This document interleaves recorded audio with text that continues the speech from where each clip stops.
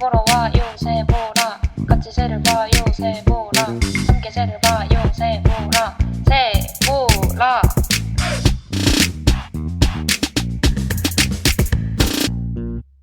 안녕하세요. 새를 보는 라디오 새보라입니다. 저는 루미. 저는 혜연. 저는 도리입니다. 여러분, 아이들은 어떻게 태어나는지 아시나요? 바로 황새가 데려오는 거죠. 그래서 저희는 우리나라의 많은 사람들을 태어나게 해준 이 출생률을 책임지고 있는 새입니다. 네, 어라라. 어쩌면 저출산의 해법이 될 수 있는 그런 새. 오늘 저희가 소개할 새는 바로 황새입니다. 제가 먼저 황새의 생김새에 대해서 말씀을 드려보겠습니다. 황새는 긴 목과 다리를 가진 대형 조류입니다. 몸 길이 112cm, 부리 길이 30cm, 다리 길이는 60cm 정도 되는 기나긴 새죠. 몸무게는 4에서 5kg 정도 된다고 생각하시면 무겁네. 됩니다. 무거워 보여. 네, 그래서 황새의 외형을 좀 구체적으로 설명드리면 흰색 깃털에 검은색 날개, 그리고 빨간색 다리와 매우 큰 검은색 부리를 가지고 있습니다. 암컷이랑 수컷이 거의 비슷하지만 수컷의 몸과 부리가 조금 더 크다고 해요.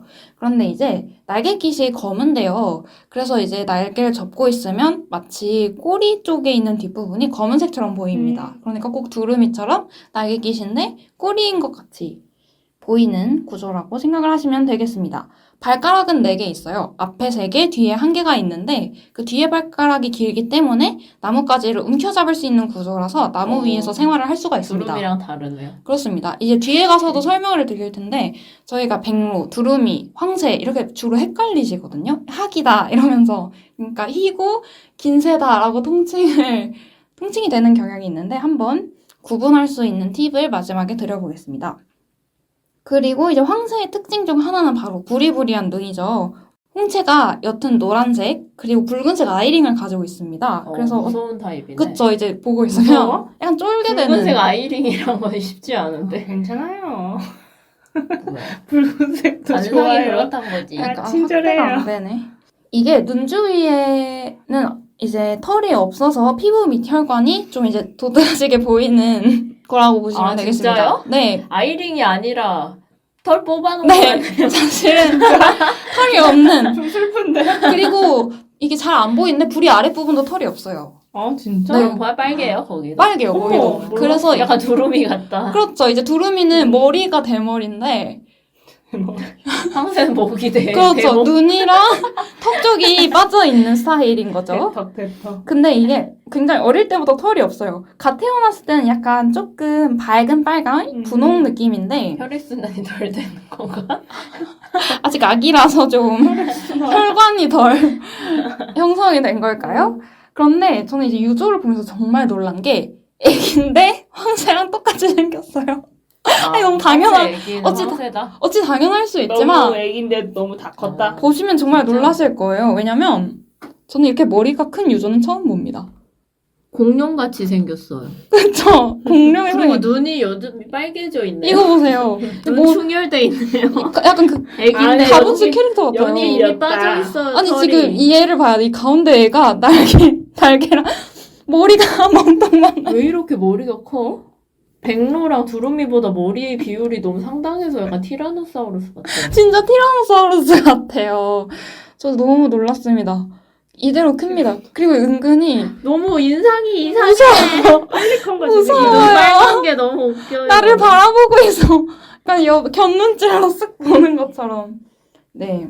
그래서 만화 캐릭터 같이 생겼다고 생각했어요. 얼굴도 굉장히 성숙한 느낌이고 진짜 역시 새는 공룡의 후예다라는 게 진짜 느껴지는. 공룡 같다. 그렇죠. 꼭 찾아보세요. 정말. 두루미랑 백로는 덜 공룡 같은 거였네. 그렇죠. 그래서 이제 유조가 머리도 크고 눈도 크고 모양도 정말 비슷한데 성조 황새는 좀 부리가 잘 깎은 흑연 연필 같이 샤프하고 검거든요. 근데 애기 황새는 약간 옅은 분홍색 몽당 연필 같아요.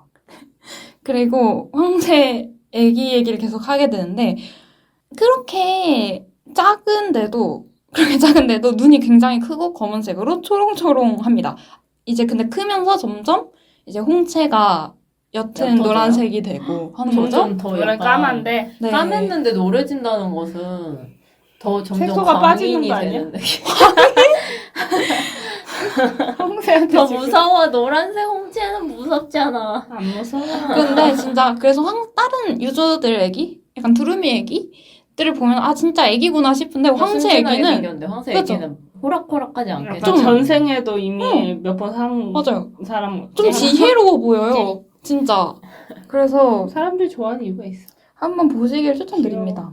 그리고 이제 두루미랑 학을 종종 헷갈리시잖아요. 근데 두루미랑 학. 네, 계속 나왔지만 특징을 하나씩 짚으면서 한번 말씀을 드려볼게요. 두루미는 검은색의 동그란 눈을 하고 있지만 황새 성조는 조금 부리부리한 눈을 하고 있죠. 그리고 두루미는 머리가 벗겨져 있지만 황새는 눈주변과 부리 아래가 벗겨져 있다. 두루미는 정수리가 빨갛다. 네, 정수리가 빨갛다. 벗겨져 있다. 그리고 두루미는 부리가 얇고 황색이지만 황새는 두껍고 검은색 부리고요. 연필이다. 이런 그쵸. 황색 건 거죠. 연필, 흑연이다. 그리고 연필이다. 이제 날갯깃도 두루미는 셋째 날갯깃 좀 몸통에 가까운 날갯깃만 검은색인데 황새는 이제 날개를 펼친 모습을 보면은 다 검은색입니다. 아, 딱 여기 이거 끝에? 뭐라고 하지? 네, 그 완전 끝에 있는 날갯깃들이 다 바깥쪽이 음. 검은색 날갯깃이에요. 그래서 약간 외가리 스타일? 그러니까 너무 헷갈려. 뭐가 외가리 외가리라? 맨날 날아갈 때 어. 아니야 맨날 이렇게 희망을 막 가지게 돼. 항상 있을 수 있으니까 그러니까. 열심히 봐야지. 그러니까 요새 그러니까 잘 보시면 황새가 근데 저는 그리고 두루미는 좀 그런 서식지에서 약간 걸어 다니는 느낌? 근데 황새는 조금 더 운동성이 떨어지는 느낌? 좀 가만히 있고 목도 이렇게 넣고 있고 이런 사진 많던데요? 안 걸어 다니고? 아, 확실히 약간 두루미는 목을 잘 안 넣고 그냥 그 기다란 목을 타조처럼 휙휙 이런 그걸로 느낌? 먹고 약간 걷고 근데 황새는 백로처럼 열심히 사냥도 안 하는데 약간 좀 조용한 좀 고독하고 좀 가만히 있다 날다가 응, 또 응. 가만히 있고 이런 느낌? 그러다 한 번씩 잡아먹고 그런 느낌입니다. 그리고 제일 큰 특징이 두루미는 나무 위에 못 올라가요. 왜냐면 두루미도 발가락이 4개인데 뒤에 있는 발가락이 정말 짧거든요. 그래서 두루미는 항상 걸어다니고 둥지도 바닥에 있습니다. 근데 이제 황새는 아까 말씀드렸다시피 나무에 굉장히 잘 올라가고요. 그래서 이제 나무의 등 짙은 모습을 쉽게 볼 수 있습니다. 약간 백로 같은 스타일. 그쵸? 백로는 좀 집단으로 번식을 한다면 황새는 좀 고독하게 그냥 이 가족 하나만 나무를 하나를 차지해서 둥지를 만드는 그런 느낌입니다. 그리고 이제 다른 생태적 특징에 대해 조금 말씀을 드려보자면 황새는 울음소리가 없습니다. 그러니까 성조가 되면 태화된다고 해요. 그 대신에 이제 부리를 빠르게 부딪혀서 달카닥달카닥 소리를 내는데 이걸 통해서 의사소통도 하고 적을 위협하기도 한다고 합니다.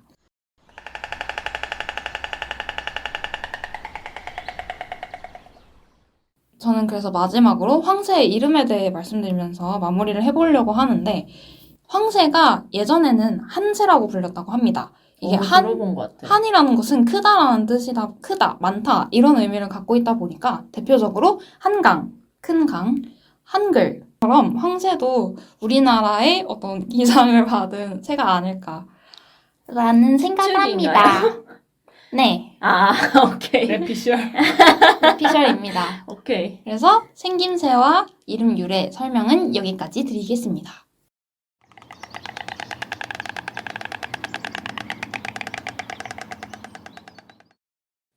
사실 황새라는 새는 이름은 많이 들어봤는데 실제로 본 적은 별로 없는 새죠. 이걸 들으시는 분들이 황새를 보셨을지 모르겠네요. 못 보셨을 것 같은데?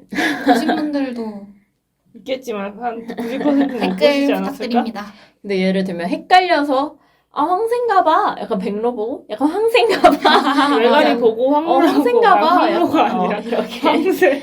하실 수도 있을 텐데 그게 약간 몰라서 못 본 게 아니라 황새가 진짜 없습니다. 한민족의 얼을 받았다는 뇌피셜이 있었지만 실제로는 한국에 별로 남지 않은 새입니다. 현재 우리나라에 오는 황새는 10개체도 안 됩니다. 과거에는 텃새로서 우리나라에서 번식을 했어요. 1950년대까지 전국적으로 번식했습니다. 근데 저는 1950년이라는 건 제법 가까운 연도 같았는데 전국적으로 번식했다는 말이 충격적이었네요. 근데 그러다가 개체수가 감소하면서 1968년에 천연기념물로 제정이 되고 1970년대 말 제정한 지 2년 됐는데 번식 개체가 완전히 사라집니다. 텃새로서 멸종한 거죠. 어머나. 지금은 겨울철에 우리나라를 찾아오는 개체들만 매우 드물게 볼 수 있습니다. 거의 10개체 안 되는 개체가 겨울철에 천수만, 해남, 제주도, 순천만, 낙동강하고 대구, 우포, 울산, 사천, 강릉 등지에 불규칙하게 월동합니다. 이 말은 즉슨 그냥 서울 가갔나? 갈 데가 없어요. 갈 데가 없어요. 갈 데가 없나. 딱 보면은 조금 따뜻한 해안가, 해안? 강가 이런 위주로 지금 간 거죠. 습지 쪽으로. 근데 강릉도 갔지만 약간 제주나 남해안 이런 데 좀 있는 것 같아요. 근데 이렇게 한 마리씩 약간 간 거죠. 이렇게 하나하나 다 지명이 적혀 있다는 것은. 그래서 뭐 2마리 올 때도 있고 3마리 올 때도 있고 4마리 올 때도 있고 계속 지속적으로 모니터링은 되고 있는데 많은 수가 오진 않습니다. 근데 최근에 국내에서 인공 증식 후 방사된 개체 중 일부가 연중 국내에서 관찰되기도 합니다. 이것 때문에 약간 최근에 황새를 봤다는 사람들이 더 늘어난 것 같아요. 한마디로 우리나라에서는 하지만 황새를 보기가 참 어렵다라고 알고 계시면 되겠습니다. 전 세계적으로는 시베리아, 아무르강, 연해주 남부, 중국 동북부 지방에서 번식하고 홍콩, 일본 등지에서 월동합니다. 한마디로 번식 범위가 그렇게 넓지는 않고 거의 동아시아에 제한적으로 분포하고 있습니다. 지구상에는 1000에서 2500개체가 생존하는 것으로 추정되고 딱 보시면은 저번에 말씀드렸던 도요들과 아예 단위가 다르죠. 지금 10,000개체가 훨씬 안 넘어요. 그리고 개체 수가 또 줄어들고 있어요. 그래서 IUCN 적색 목록 위기종, endangered로 등재되어 있습니다. 황새는 그럼 왜 위기에 처했을까요? 맞춰보세요. 서식지가 줄어들어서. 먹을 게 없어서. 오, 사냥해서. 맞습니다. 황새는 넓은 들판이나 습지대 물가에 서식합니다. 저수지, 하구, 농경지 이런 곳에 살면서 어류, 양서류, 파충류, 곤충류, 설치류 등을 먹습니다. 이런 농경지나 습지는 농약에 굉장히 취약한 지역인데 농경지에 농약을 뿌리면 일단 그곳에 있는 먹이원들이 다 없어지겠죠? 그리고 그게 물길을 따라서 강으로 저수지로 다 흘러 들어갑니다. 그러니까 농약 때문에 먹이원이 없어지고 살아있는 먹이들은 이미 몸에 농약이 농축되어 있기 때문에 이걸 먹은 황새도 농약에 중독되어서 죽게 됩니다. 그럼 황새는 이런 농경지 근처라는 인가 주변에서 서식을 했는데 사람에 대한 공포심이 적다라는 설명이 있어요. 이런 특징 때문에 쉽게 남획되었습니다. 1971년에 충북 음성군에서 번식하던 마지막 황새 중 수컷도 밀렵군에 의해 죽습니다. 심지어 번식기에 미쳤나. 황새가 번식기가 3에서 5월인데 4월에 어머. 밀렵당합니다. 어머나. 근데 이미 1968년에 천연기념물로 제정이 됐는데 71년에 밀렵당했다는 게 그러네. 믿기지가 않네요. 너무 허망한 죽음이에요. 진짜. 지식 없이 밀렵하는 것이 정말 위험한 행위입니다. 지식이 있어도 안 돼. 안 돼. 그러니까 종에 대한 이해 없이 사냥을 하지 말아야죠. 이해가 없다면. 근데 이후 암컷이 혼자 남은 거죠, 지금. 해마다 무정란을 낳으면서 계속 이 지역에 서식을 하다가 1983년에 농약에 중독된 채로 발견됩니다. 어떡해. 혼자 살았던 거야? 네. 이걸 치료를 해서 과천 서울대 공원에서 사육을 했고 그 황새가 1994년 죽으면서 진짜 오래 살았다 근데. 우리나라에서 번식하는 황새가 멸종된 OMG. 것이지요. 이외에도 황새가 번식하던 충북 음성군 사모리, 충남 예산군 골곡리에 천연기념물로 지정된 황새 번식지라는 비석이 세워져 있습니다. 또 음성에는 황새가 둥지를 튼 400년 된 물푸레나무가 남아있다고 해요. 그게 근데 개인 집 마당에서 자라던 나무인데 집 주인분이 기부했어? 또 아니요 기사를 쓴 게 있는데 그게 뭐 보호수로서 약간 제정이 되지 못했대요. 개인 마당이 있어가지고 그래서 약간 관리도 잘 안 되고 근데 집주인분 말씀으로는 해마다 황새가 수십 마리가 그곳에서 번식을 했었는데 좋겠다. 전쟁 때 군인들이 총을 들고 들어온 이후부터 황새가 사라졌다. 먹을 것이 귀하니 황새를 사냥한 것으로 보인다. 아. 그 뒤로는 황새가 오지 않았다. 라고 했어요. 사냥했었겠지. 네. 전쟁이면. 전쟁이 이렇게 인간뿐만 아니라 전 지구적 진짜. 생태계에도 정말 큰 파괴를 음. 일으키는 행위라는 거를 알고 있어야 되겠죠. 그리고 전 세계적으로 이렇게 개체수가 줄은 것도 2차 세계대전 이후에 급격히 감소한 것으로 보입니다. 아이고. 정말 슬픈 일이에요. 근데 이런 사실 황새가 사냥도 물론 당했지만 농경지에서 농약에 취약한 건 사실 백로나 외가리류도 마찬가지예요. 왜 그들은 여전히 남한에 있는가? 농약에 죽으면서도 황새가 사냥을 더 못한다라고. 백로나 외가리보다 사냥 실력이 약간 떨어져가지고 먹이를 덜 구해가지고 그러니까 백로나 외가리가 계속 열심히 사냥을 하잖아요. 근데 황새를 보면은 여유롭게 좀 살다가. 안 해. 좀 안 하고 보고해. 못하는 건지 안 하는 건지 모르겠지만 좀 안 약간 해가지고 최소한의 음식만 먹자 이런 주의인가? 그래서 잘 못 먹어가지고 굶어 죽는 디톡스 스타일. 농약 때문에 먹이가 줄어들으니까 좀 아예 덜 못 먹게 먹는? 된 거죠. 그래서 더 영향을 크게 받았다. 그러니까 이런 어떤 인간에 의한 영향으로 적응할 수 있는 종만 살아남는 전형적인 예시인 건 거죠. 그래서 이 황새는 근데 유명한 새다 보니까 보건 노력이 있어요. 그래서 1996년에 한국교원대학교에 황새보건센터가 세워졌는데 지금은 국립황새생태연구원이고 여기 예산에 있습니다. 충청남도. 이 황새 번식지가 예산이다 보니까 약간 그런 정체성이 있는 것이죠. 이 연구원에서는 황새를 인공적으로 사육을 하고 이걸 자연으로 방사하는 이런 프로젝트를 하고 있는데 2015년부터 자연 방사를 하고 있습니다. 이 방사한 개체들을 계속 추적하고 모니터링하고 있는데 방생보다 더 중요한 것은 황새가 살 만한 서식지가 계속 있어야지 방생해도 계속 사는 거잖아요. 네. 근데 방생한 개체 중에 많은 개체가 전봇대랑 전기줄에 감전돼서 사망했다고 해요. 아이고. 어떡하냐? 정말 취약한 새예요. 약하다. 약해요. 근데 모든 멸종 위기종이 그렇지만 좀 취약점이 있어요. 근데 그 전까지는 안 취약했는데 약간 인간 구조물이 들어오면서 약간 취약해지는 그런 애들인 거죠. 그래서 이 황새에게 먹이를 계속 제공하려면 어쨌든 농약이 없는 농경지가 있어야 되기 때문에 지역 농민과 환경단체와 협력을 해서 황새에게 친화적인 농약을 쓰지 않는 농경지를 만든다거나 이런 노력을 하고 있고 이런 친환경 농가에 약간 보상을 해주거나 이런 적극적인 지원이 있으면 좋겠네요.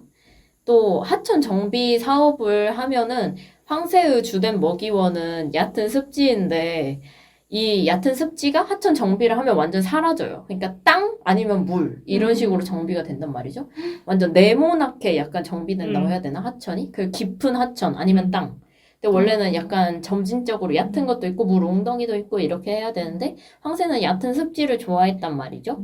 근데 그게 다 없어지기도 하고 또 낚싯줄에 또 감기세요 황새가. 낚시가 또 큰 문제가 되는데 부리가 이렇게 칭칭 감기더라고요. 어이구야. 몸에도 이렇게. 약간 저새처럼. 네. 좀 이렇게 잡아 먹으니까 그런 것 같아요. 그렇게 감겨서 죽는 것을 막기 위해서 시민 대상으로 교육도 하고 있다고 합니다. 여기에서. 황새가 행복했으면 좋겠네요. 제가 준비한 황새 설명은 여기까지입니다.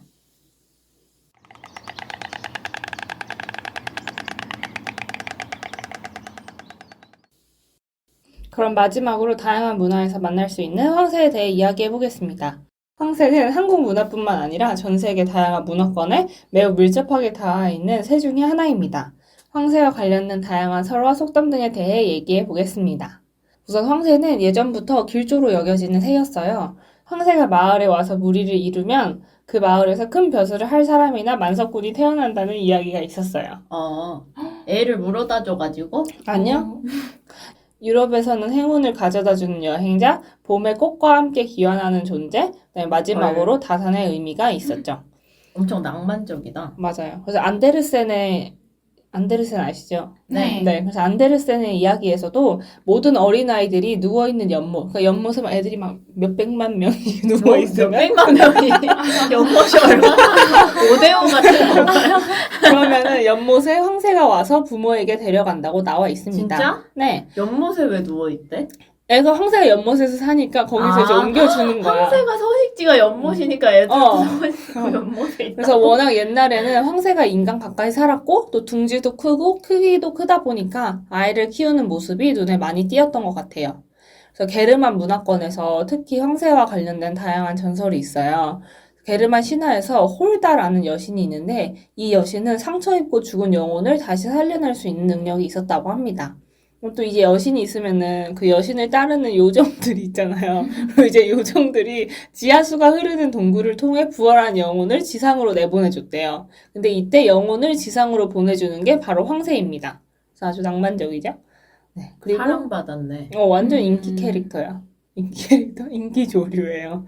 그리고 또 게르만 하면은 독일이 좀 대표적인 게르만 문화권의 나라잖아요. 독일에서는 황새가 동굴 습지 같은 데서 아기를 발견하고 등에 짊어지거나 아니면 부리에 물어서 바구니에 담아서 집으로 데려왔다고 믿었다고 합니다. 그래서 이 데려온 아기는 어떻게 전달을 해주면 뭐 직접 이제 오프라인 전달을 해주는 경우도 있고 뭐? 그다음에 굴뚝으로 떨어뜨려서 전달하는 경우가 있대요. 그럼 아이가 아궁이에서 태어나요? 굴뚝의 등장.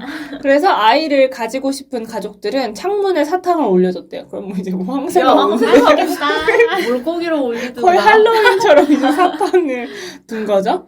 그리고 이제 자기 집 굴뚝에 황새가 둥지를 트면은 행운의 상징이라 여겼고 이제 어쨌든 이 둥지를 틀면 우리 집에 같이 황새가 굴뚝에 사는 둥지를 거잖아요. 틀수 있었구나. 그때는 굴뚝에 둥지를 많이 틀었나 봐. 아. 그래서 우리 집에 황새가 살면은 화재로부터 보호받을 수 있다고 믿었다고 합니다. 화재 피해를 입겠는데요? 황새 둥지가? 황새 막아주다가 내 생각에 굴뚝에 야, 있으니까. 근데 훈제된다. 황새 둥지는. 모순적이에요. 할 것 약간. 같은데. 음. 자기들 이만 무서워. 그 다음에 동유럽에서도 집에 둥지를 만들면 가족이 화목해진다고 생각을 했대요. 그래서 뭔가 어쨌든 황새가 막 아기를 키우는 모습이 엄청 눈에 띄어서 다들 긍정적으로 생각을 했던 것 같습니다. 또 황새가 날씨를 예측하는 도구가 되기도 했어요. 그래서 황새가 막 신나 있으면 날씨가 나쁜 신나 있는 게 뭐예요? 날씨가 신나 있는 나쁜 게 징조야. 뭐- 근데 웃긴 신나 거. 있는 게 뭐예요? 그냥 막 이렇게 막 언제 내 신나 생각에 있는 막 이렇게 막 소리하고 막 깔깔깔깔 하고 막 이렇게 하면은 좀 자주 돌아다니고. 근데 어, 그런 게 약간 번식기에 소리를 주로 낸다고 하더라고요. 까르르 소리를. 맞아. 그냥 3월에서 5월에 그냥 날씨가 안 좋은 날이 많았던 거 아닐지? 통계적으로. 맞아. 그럼 날씨가 나쁜 징조이고 황새가 한쪽 다리로 서 있으면 춥고 근데 주로 한쪽 다리로 서 있잖아. 아무래도 춥겠지. 두 쪽 다리로 서 웃기지? 있는 거를 못 봤는데. 그래? 꽤 겨울에만 하던데. 봐서 그런 거 아니야? 아, 근데 꽤 두 그런가? 다리로 많이 서 있어. 아 진짜요? 막 뭐 호수 같은 데서는 두 다리를 막 다니잖아. 아 다닐 때 모르겠어. 근데 서 있대. 그다음에 부리를 꽉 물고 있으면은 맑을 거라 뭐 예상했대요. 벌리고 있는 데가 있어? 밥 먹을 때 말고는 약간 안 너무 보이지. 웃긴 거야. 이 디테일한 예측들이. 그리고 약간 일반적으로 예측을 하면 세 개가 좀 동등한 기준이어야 되는데 막 그냥 황새가 부리를- 신나서 부리를 물고 있을 수도 있는 거잖아. 부리를 벌렸다가 두 발로 서면 그냥 모르는 거야. 좋아하다가 어. 나빠지네. 그래서 또 진짜 황새를 보다 보면은 영향을 안 미친 곳이 없더라고요. 그리고 또 로마 시대에는 황새 법이 있었어요. 그래서 이제 황새 이름을 따라 붙인 법인데 황새 영어 이름이 스토크잖아요. 네. 근데 이 어원이 강한 혈육의 정이라고 합니다. 서양에서는 이 때문에 황새가 효도를 상징하는 새이기도 했어요. 그래서 로마에서는 어떤 사람이 좀 신뢰하는 행동을 한다면 너는 참 황새 같다라고 했대요. 왜 완전 이렇게 칭찬이야. 좋은 이미지야? 완전 세계적으로 좋은 긍정 이미지네. 대박이야. 그리고 진짜. 황새는 또 새들 중에서도 특히 정직하게 사는 새니까 너네는 왜 다음 생에 정직하게 살아? 몰라 다음 생에는 인간으로 변할 수 있다 이렇게 믿었대요. 약간 인간으로 변하는 게 아니라 그게 인간 기준에서는 득이야? 베스트잖아. 아. 인간 기준에서는 인간 황새 의견 막 다르지. 불교 같은 데서도 아. 똑바로 안 하면은 아. 인간으로 환생 못한다. 약간 이런 것처럼. 그래서 황새법에 대해서 조금 더 설명해보자면은 그 렉스 시코니아라는 법이었는데 노인들을 의무적으로 돌봐야 하는 법이었대요. 근데 황새의 그 학명에 시코니아가 들어가거든요. 그래서 황새법이라고 부릅니다. 효도하는 법이군요. 맞아요. 그래서 황새가 이렇게 이미지가 좋았다라는 것이죠. 그리고 이집트 신화에도 당연히 황새가 나옵니다. 왜 당연한지 모르겠는데 뭔가 나올 것 같잖아요. 이집트에서 안 나올 수가 없다. 전국적으로 살아요? 전국적? 전 전 세계? 세계적으로. 아프리카에서도 많이 살잖아. 종이 되게 많이- 다양하더라고요. 근데 많이라는 거는 어려운. 지금 1000마리밖에 없는데. 지금은. 그리고 약간 우리나라 오는 황새 말고 다른 황새들도 많아서 더 그런 것 같아. 아, 어나더 이런 황새 말고 다른 것도 그치? 그래서 이집트 상형 문자에 바라는 이제 음을 가진 글자가 있는데 그게 황새 모양의 글자예요. 그래서 영혼 에너지를 뜻하는 말이었다고 합니다. 상형 문자가 처음 개발됐서는 사람들이 황새를 엄청 열심히 그려서 딱 부리도 길고 누가 봐도 황새의 모양이었어요. 근데 시대가 지나면서 황새 이제 그리기 귀찮으니까 왜곡됐구나. 불이 짧아져서 나중에는 거위와 같이 변경되었다고 합니다. 그럼 의미가 다른 근데 거 너무 아니야? 그리기 어렵게 생겨서 황새가. 그리고 황새라는 이름을 가진 파라오도 있었다고 해요. 근데 이 파라오는 정확한 이름도 모르고 뭐 실제로 존재했는지도 역사학자들은 긴가민가한 파라오지만 황새 상형 문자를 자신을 상징하는 데 사용해서 황새라고 부른다고 해요. 아, 그리고 황새를 미라화도 했대요. 그래서 머리만 잘라가지고 미라를 이렇게 왜 머리만 잘라요? 그렇게 돼 있었네. 그래서 약간 머리랑 부리까지 이렇게 해가지고 미라화를 해서 금으로 막 그 파라오처럼 이렇게 금으로 막 도금 해놨다고 하더라고요. 신성한 새라서 근데 미라화를 한 거래요. 그래서 이집트 막 고양이 미라화하는 이유가 고양이를 막 신성하게 여겨서 한 거잖아요. 그런 것처럼. 그리고 또 그리스 신화에도 당연히 나옵니다. 안 나온 신화가 없죠. 그래서 헤라와 연관이 되어 있는데 제우스와 바람을 피운 게라나라는 어떤 나라의 여왕을 이제 헤라가 너 바람을 피웠으니까 황새로 바꾸겠다 해서 황새로 바뀐 거죠. 그리고 제가 최근에 본 어떤 그리스 로마 신화 배경 드라마에서는 헤라가 제우스와 바람을 피운 모든 여성분들을 꿀벌로 바꿨었거든요. 뭐든? 모든 여성들을 자기가 이제 이유도 컨트롤할 없네요. 수 있는 근데 여기서는 또 황새로 바꿔서 새로 왔습니다. 근데 게라나 분한테는 갓 태어난 아기가 있었는데 이 아이와 헤어지기 싫어서 부리로 아이를 물고 날았다고 합니다. 그래서 약간 또 아이랑도 연결되는 이야기가 있어요. 근데 또 이 신화가 또 와전이 돼서 어떨 때는 황새가 두루미로 묘사되기도 하고 펠리컨으로도 묘사가 되었다고 합니다. 비슷한 맞아요. 동정. 야 부리가 대충 길고 했을 때. 애를 이렇게 들고 다닐 수 있을 만큼의 크기여야 돼. 물새. 뭐 도요가 들고 갈 순 없잖아. 너무 대형 작으니까. 물새일 경우 모두 맞아. 소한. 백로 빼고. 그리고 마지막으로 한국 문화에서의 황새에 대해서 설명해 보겠습니다. 우선 황새 얘기를 할 때 빼먹을 수 없는 속담. 뱁새가 황새 따라가다 가랑이 찢어진다가 있죠? 이건 정말 유명한 속담이잖아요. 그래서 뭐 내용은 심플합니다. 뱁새는 13cm고 황새는 1m. 뭐를 따라가겠다. 너무 심- 빨리 따라 이렇게. 근데 황새는 한 걸음 걸을 거예요. 때 막 이만큼 가서 먼저 가니까 뱁새가 질투가 나서 막 빠르게 따라 잡으려고 하면은 가랑이가 찢어질 수밖에 없는 거죠. 그러니까 최대한으로 벌릴 거냐 뱁새도 막 노력해가지고 근데 못 날아가면- 따라잡으니까 걷는데 뭐 이외에는 황새가 우렁이 주워 먹듯 한다. 이거는 무슨 음식이라도 잘 주워 먹는다라는 뜻이고. 우렁이를 잘 드시나.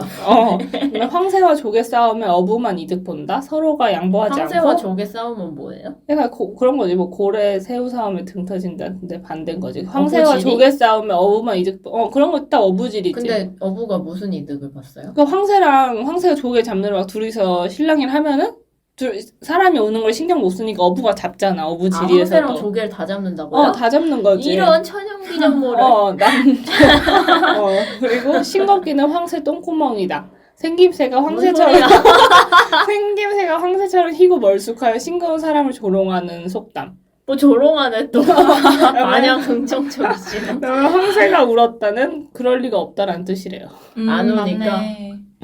황새 새끼 3마리면 그중 1마리는 학이 된다. 이건 또 뭐야? 자식이 여러 명이면 학이 약간 더 우대받는 거지? 학이 더 위야. 자식이 여러 명이면 잘난 자식도 있다. 그런 뜻이래요. 너무하네. 황새가 근데 그 정도 아니잖아요. 황새도 황새인데. 그니까요. 그 뱁새 3마리면 황새가 된다 이런 것도 아니야. 학이 너무 메인이긴 해. 학은 너무 세긴 세. 좋아했어. 외가리 3마리면 학이 학이 된다 이렇게. 근데 황새도 유명하고 학도 유명하니까 그러니까. 이게 속담이 되는 거지. 그다음에 속담 이외에도 다양한 이야기들이 있는데 조선왕조실록에 나오는 이야기인데 연산군이 황새를 엄청 싫어했대요. 그래서 전국 모든 도에 명령을 내렸는데 황새를 잡아 올려 남은 종자가 없도록 해라 이놈 라고 자식. 했대요. 이런 모든 도에 도움이 안 돼 도움이. 근데 미래를 보세요. 왜 황새를 싫어했냐면 연산군은 항상 풀숲에 사람이 숨었다가 막 자기를 죽일까 늘 두려워했던 거야. 막 그리고 드라마에서 이제 첩자가 날 죽일 것 그러니까 같아. 뭐. 착하게 살아야지. 했는데 제발 어느 날 제발. 저녁 때 말을 몰아서 이제 궁으로 돌아갔는데 밭에서 황새가 뭘 먹고 있었대요. 근데 사람인 너무 줄 커서. 알았던 거야. 그래서 채찍을 막 쳐서 살펴봤대. 이 그때 자식. 황새였던 거야. 근데 너무해. 이때부터 황새를 싫어해했대요. 너무해. 성격이 좀 이상하신 것 같아요. 자기가 잘못한 거 황새 탓을 하네요. 그러니까 또 명종 때는 진주에서 어떤 여인이 애를 낳는데 황새 새끼를 낳은 거야. 근데 이게 뭐야? 그 머리 황새가 아기를 물어주다가 근데 그냥 사기가 난 거야. 자기끼리를 약간 키워줬으나 해가지고. 근데 당연히 그러니까. 말이 안 되잖아. 사람이 새를 낳았다는 게. 네. 근데 실록에서는 쿨하게 사람이 새를 낳은 건 이전에 또 드문 일이긴 한데 무슨 징조인지는 알 수는 없어. 약간 이런 식으로 써놓은 거야. 뭔 약간. 말이에요? 그러니까 이전에도 몇 번 있었다. 소문으로 몇 번 들렸다. 과거에 몇 번 있었으니까 올해에도 뭐 이런 일이 일어났다. 근데 좋은 징조는 아니다. 그런 느낌인 거죠. 약간 신기하네. 털이 있었을까? 모르겠어. 근데 황새 같은 새끼를 낳았다는 게 약간. 아니 황새 새끼가 말이 안 돼요. 근데 이게 막 이거는. 실록에 쓰일 정도인 게 전 너무 신기한 거예요. 그러니까 그냥 약간. 야사도 아니고. 그게 진짜 뭐 얼마나 소문이 크게 나면 실려가지고 진주면은 경남 진주에서 너무 멀어요. 소문이 온 거예요 지금. 이미 개완전이 된 것 같아. 어떤 은어 같은 거 아닌가? 뭔가 약간 그가 근데 막 새를 진짜 어떤 낳았다. 여인이 황새 새끼를 낳았다 이렇게 써 있었어. 그냥 약간 좀 기형같이 보이는 뭔가를 애기 사람 인간을 낳았는데 그냥 뭐라 설명하기 어려워서 황새라고 그냥 말했나? 그러니까. 그리고 막 이제 황새가 싸우면은 뭐 분위기가 안 좋다 이런 식으로 써 있어서 그치. 뭔가 한국에서는 또 황새가 엄청 좋은 이미지는 아닌 근데 경우가 꽤 한국에는 있었다라고 생각이 들었었어요. 칭찬하다가도 욕을 할 때가 있기 때문에. 물론 다산의 이게 이미지 한국이네. 뭐 이런 건 있었을 것 같은데 약간 그 황새가 애를 물어준다는 거는 확실히 서양 문화권에서 더 메인인 이야기 같더라고요. 그냥 한국에서는 삼신 할머니가 이제 황새는 와주시니까. 오히려 새끼가 돼서 태어난. 그러니까. 맞아. 그래서 이렇게 황새는 다양한 문화권에 정말 관련이 있는 아주 중요한 새였습니다. 제가 설명한 황새 설화는 여기까지입니다.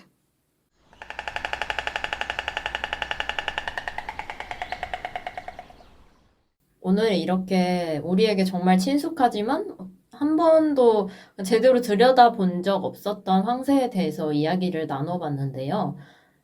복원 프로젝트로 인해서 개체수, 그래도 우리가 관찰할 수 있는 개체가 좀 더 늘어났다 보니까 남해안이나 서해안 이런 바닷가 근처에 가면은 외가리네 이렇게 그냥 흘깃하지 마시고 꼭 확인을 해서 황새인지 외가리인지 정확히 하시길 바랍니다. 확률은 0.1%지만. 근데 저도 진주 쪽에서 외가리네 이러고 하안경을 댔는데 그게 외가리가 아니라 그 깃털 색깔이 달라요. 흰색, 검은색이잖아요. 황새는 네. 외가리는 근데 회색, 남색 이런 느낌? 진짜 깜짝 놀랐는데 바로 떠났어요. 안 돼! 그런 기회를 놓치지 마시고 처음부터 샅샅이 대형 물새를 보면 샅샅이 보시기 바랍니다. 네. 그럼 오늘 세보라는 여기까지고요. 오늘도 들어주셔서 감사합니다. 좋아요와 구독 부탁드리고 다음 화에도 새 보러 와요.